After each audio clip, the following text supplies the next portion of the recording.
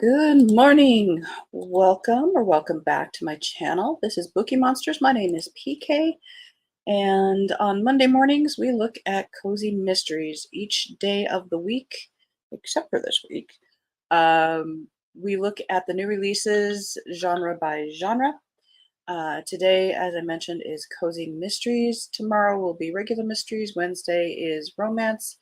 And this week, because it is Thanksgiving in the US, I won't be doing a morning show Thursday or Friday, but I will be doing extra long sprints on Thursday at starting about 2:30-ish, give or take. Just depends on when I get done cleaning up from our turkey dinner. So, and regular sprints tomorrow night at 6:05 Mountain Time, 8:05 Eastern. Good morning, Annalise. Happy Monday. It's a 3-day weekend. I'm so excited. How was your weekend? My weekend was good. I crocheted a lot. I read a really good 5-star romance called The 7-Year Slip by Ashley Poston. It was just I really liked it. And then I started a thriller, Wrong Place, Wrong Time by Gillian McAllister. I had started that previously as an audio, and I have a problem sometimes with audiobooks. So I put my name in for a hold at the library, and it came up this weekend, so I started that. I started playing with my diamond painting ornaments, and that's really fun, and it's something I can do at work. The Afghans get to be too bulky to travel back and forth, and the ornaments will be for the Christmas tree at work, so that will be good. How was your weekend? Let me know. What did you do? We will be looking at cozy mysteries. Did you read good things?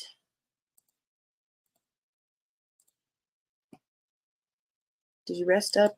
Did you go somewhere? My weekends, I prefer not to go anywhere. Oops. Hang on. Clicked on the wrong thing. Operator error. The 7-Year Slip by Ashley Poston, Posten, I believe. I really liked it. It involves some time manipulation, which always intrigues me. All right, so we're starting Cozy Mysteries, The Pink Wedding Dress Whodunit, a Paranormal by Vela Day, 19th in the Witch's Cove Mystery, Kindle Unlimited, 186 pages. Came out in September. Never mind. We're in November, people. We're not going backwards. Speaking of time slip, no, we're not going backwards. I'm getting my 4-day weekend. Dang it. A Slippery Slope by Courtney McFarlane, second in a Clowder Cats mystery, 170 pages. I kind of like that cover too. Eden Brooks is getting into the swing of things at her new job, but not everything is coming up roses. When a ski team books the resort for 2 weeks, it's all hands on deck to keep everything running smoothly. When a member of the ski team turns up dead, the case is anything but cut and dried. Eden's boss is the prime suspect, but he swears he's innocent. If Eden and the gang can't prove it, they'll all be out of a job and a place to live. But join Eden, the Clowder Cats, and the zany Valewood employees as they race to solve the mystery, save their boss and their futures. They wouldn't be out of jobs, they'd just get a new boss. Yes, the stakes are high.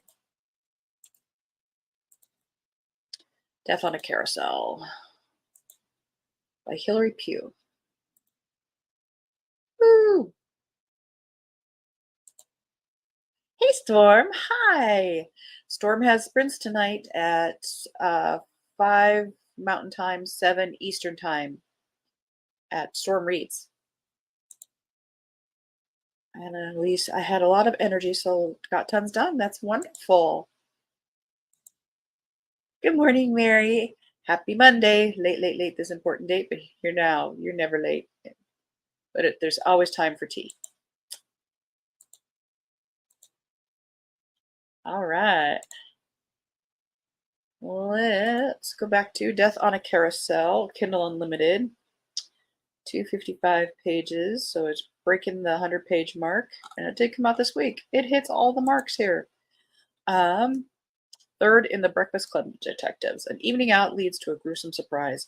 When Jasmine accepts an invitation to visit a vintage circus and fun fair, she doesn't expect to be confronted with a dead body. Tiffany might be interested in this one, and it depends on how gruesome. But she likes fairs, doesn't she? And yet here she is, watching the carousel while innocently munching a hot dog when a dead man lands at her feet. All the time. The police solve the case in double quick time and a suspect is arrested. However, his nearest and dearest believe he has been wrongly accused and enlist the help of the Breakfast Club detectives to investigate and clear his name. But the more they discover, the more guilty the suspect appears. Should they accept defeat and admit this is their first failure? Or can they dig deeper and discover what really happened to the man in the carousel? With twists and turns throughout, this book will keep you guessing until the very end.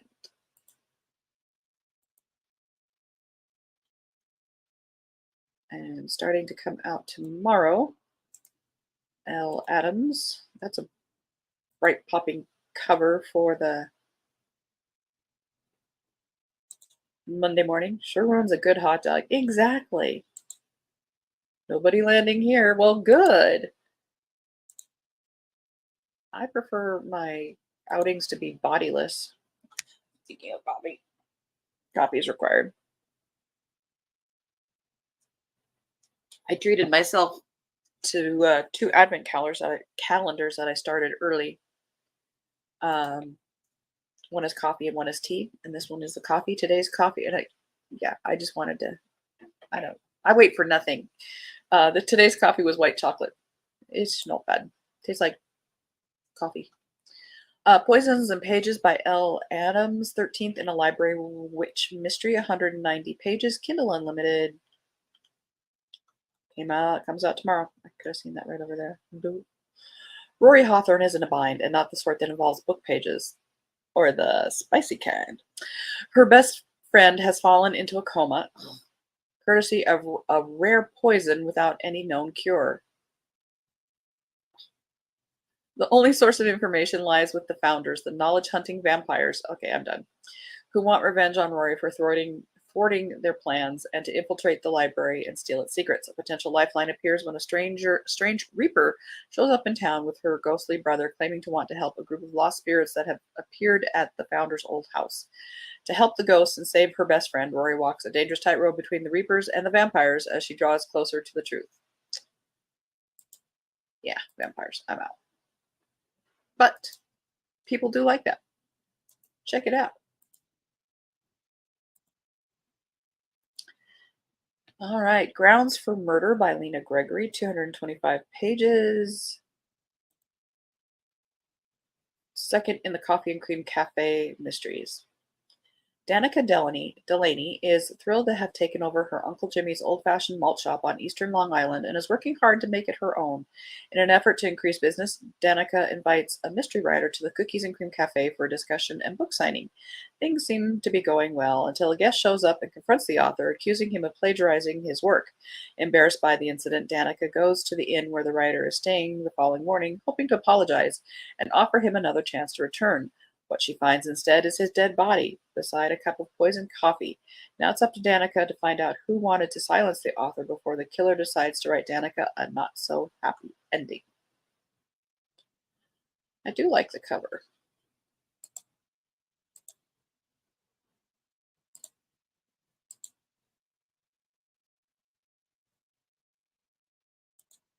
Yes, Tiffany likes fairs. She might like that one.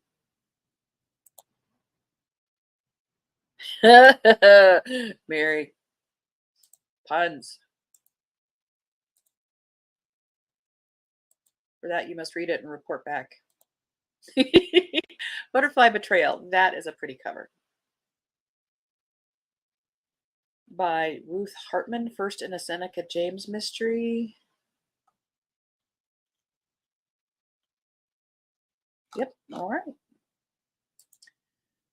Raising butterflies is peaceful and calm until someone dies. Absolutely.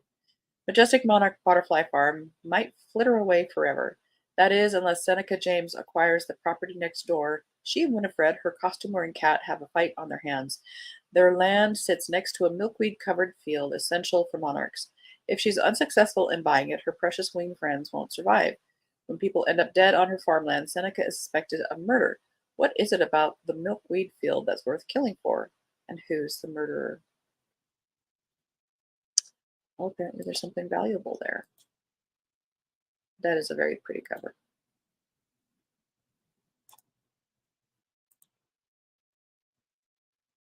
Oh, Storm. What are the prompts up yet for the next scavenger hunt? I gotta start hunting. Gladwin Grant takes center stage. Book 2 in the Gladwin Grant Mysteries, Kindle Unlimited. Comes out in December. We'll look at it later.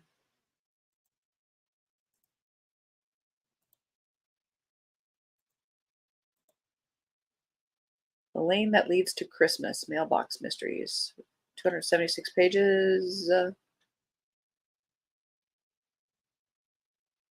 Came out in October. That's a pretty cover. By Melanie Lagerschultz.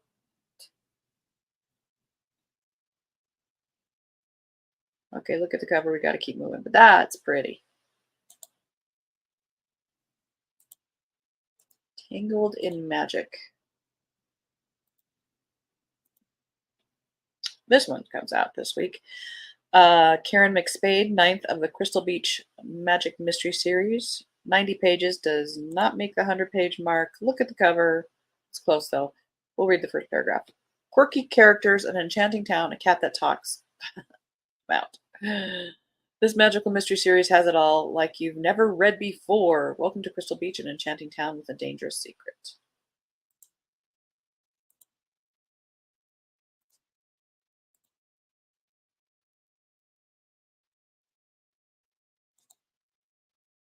What are we hunting? I'm Norwegian. I am too. We're hunting Killer Cozy's group does a scavenger hunt, 2 of them every month, and they give us prompts for each scavenger hunt read. You absolutely choose your own read. Like yesterday's scavenger hunt was a plant or flower on the cover. The earlier one this month was green on the cover. This one comes out in December. Why are they doing this to us? It's such a tease.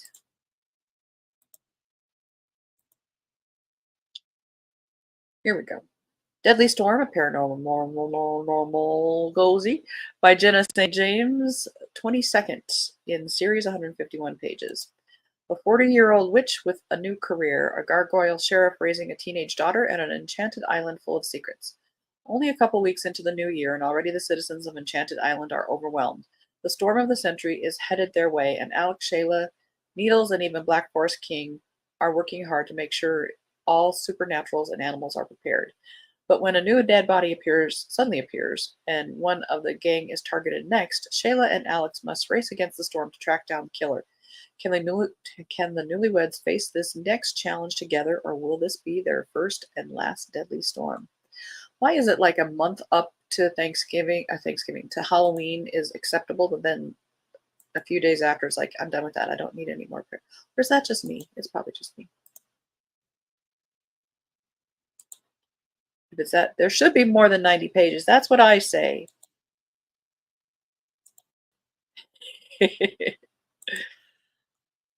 Poinsettias and pickpockets. See, this would have worked for a flower. 4th in the Petal Pushers Flower Shop Cozy Mysteries by L.C. Turner, 163 pages.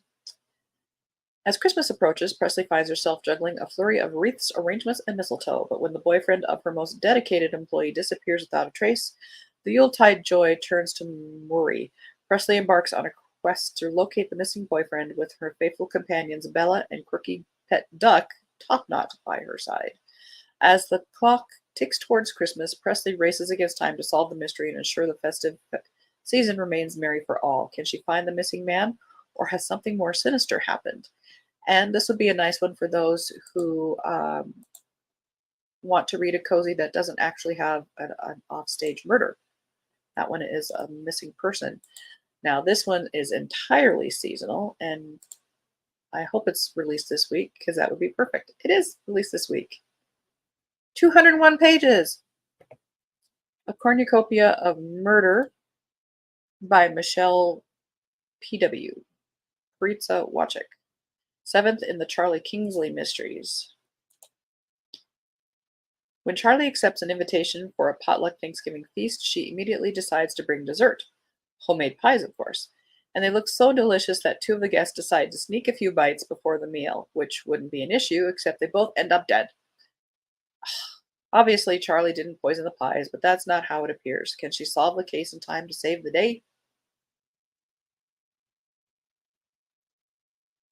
Oh, looks like it says it's set in the 1990s in Redemption, Wisconsin. So I'm not going to say it's a historical, but that's kind of different.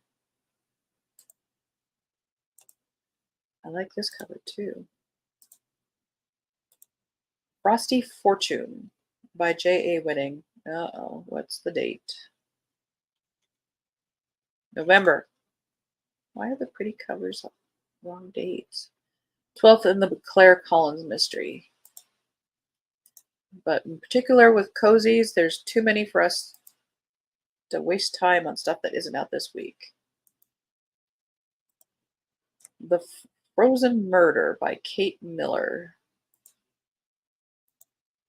Third in series, Kindle Unlimited, 218 pages. When Mabel stumbles across a corpse in the freezer at work, she can't believe her eyes. No, really, she's never seen anything like it. Surreal and fascinating are the words that keep rolling around in her head. It's too bad for him that her detective boyfriend doesn't want her meddling in his investigation. Also unfortunate for him that Mabel Fry isn't a very good listener, at least not when there's a murderer in the midst. I gotta show you what the first one is called. A prequel novella. Tells it like it is.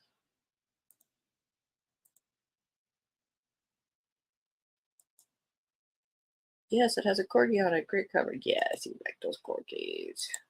Bunch of babies. All right, November 23rd, actual Thanksgiving Day. So they say.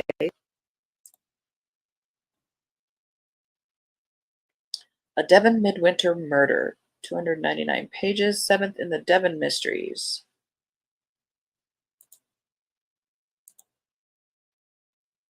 By Stephanie Austin. Christmas is the most wonderful time of the year for murder. With the festive season fast approaching, amateur sleuth Juno Brown helps organize a Christmas fair to raise funds for Ashburton's local animal sanctuary.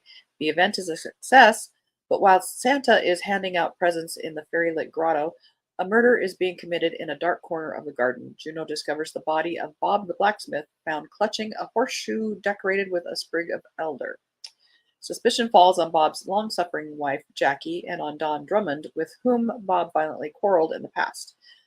From this cloud of suspicion, Juno begins to make connections between Bob's murder and previous accidental deaths.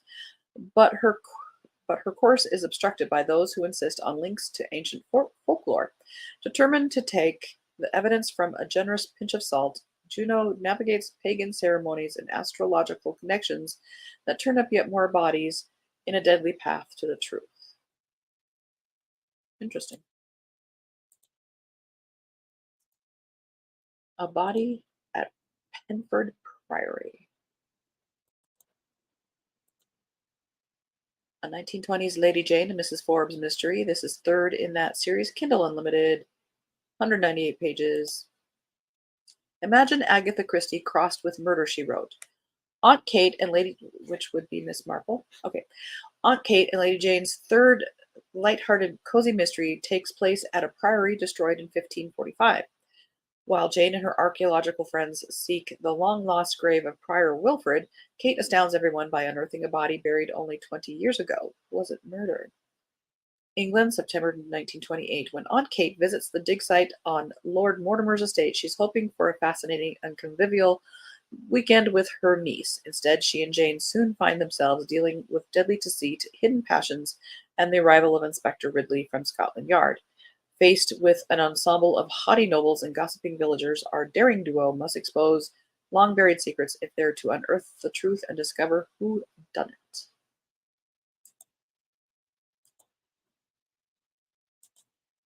Murder, oh, Midnight Mushers and Murder. Kindle Unlimited, 226 pages by Martina Dalton, second in the Gold Rush, Alaska Cozy Mysteries. Sarah is interested in Alaska. On the Trail of Murder. Denali Dahlgren thought she had struck gold when she moved to the renovated ghost town of Gold Rush, Alaska, and turned it into a bustling tourist destination. But when Iditarod darling Shayna Reynolds disappears without a trace, leaving behind a distraught husky pup named Pasha, Denali's bright summer days darken with mystery. With the solstice sun hovering above the horizon, shadows run long and dark in the last frontier. Another musher ends up doggone dead along a trickling creek near Gold Rush. Can Denali harness her sleuthing skills and discover the truth? Join the hunt for suspects in this Alaskan adventure where the sun never sets and the secrets never sleep.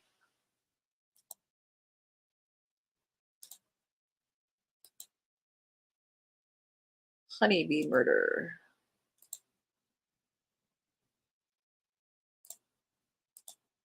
This is probably our last one. Oh, when did it come out? November. I thought that sounded familiar.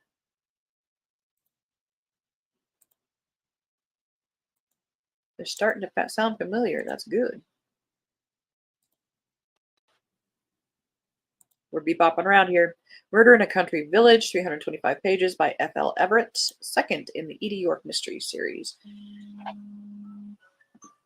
England, 1941. Ooh, with World War II shaking the nation, rookie reporter Edie York wants to write the front page news, but she ends up as the headlines when she stumbles over a body on the moors. Eager to follow Churchill's order to keep calm and carry on, Edie York has left the bombed-out streets of Manchester behind for a stroll in the countryside. But her rationed picnic lunch turns to ashes in her mouth when she discovers Joyce Reed, a well-known anti-war activist, lifeless at the bottom of a cliff. Despite infuriating handsome DCI Lewis Brennan's less than amused warnings ringing in her ears, Edie is unable to leave the conscripted local Bobby to do his work.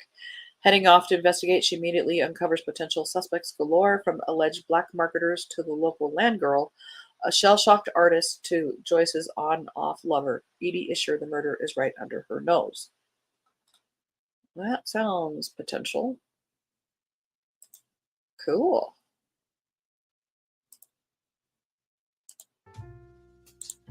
Well, we're out of time. That should give you some ideas. Mary says, yes, Annalise. Is that Ia? Ia, age 7, and Bella, 4 years old. They keep me sane, laughing, and loving them. Absolutely. That's what fur babies are for. Alrighty. We are done for the Monday. Thank you so much for being here. Actually, we're going to switch to a different banner. That's the right banner. Sprints tonight on Storm's channel, Storm Reads, starting at 7 p.m. Eastern Time. Otherwise, my sprints tomorrow at 6:05 Mountain Time, 8:05 Eastern. And then 2 notes, I won't be doing morning shows on Thursday or Friday. And sprints on Thursday will be extra long. It'll be the 5-hour sprints, probably starting about 2:30 my time, so 4:30 Eastern. Mary says, hope everyone has a great day, and thank you, PK, for the reviews. Hope to see you all later on Thunder Horse Descendant. Well, yes, indeed. Sorry, I need some coffee. I appreciate you guys being here or watching it later, whichever way you are doing it. Have a wonderful Monday. Be safe. Be happy. Read good books. And if you're not reading a good book, it's okay to set it down. I give you permission. You're not getting good person points if you're reading something you're not enjoying. Reading is enjoyable.